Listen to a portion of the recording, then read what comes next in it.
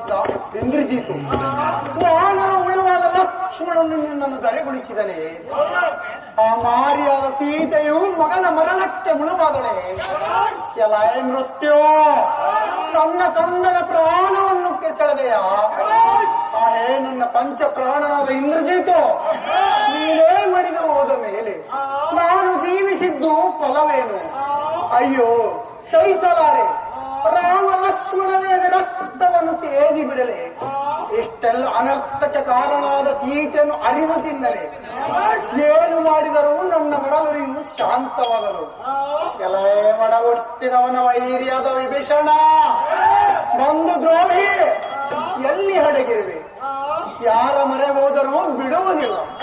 ನಾರದರನಿಂದ ವರವನ್ನು ಪಡೆದ ನನ್ನ ಮರಣವು ಯಾರಿಗೂ ಗೊತ್ತಿಲ್ಲ, ಅದು ನಿನಗೆ ಮಾತ್ರ ಗೊತ್ತಿರುವುದು.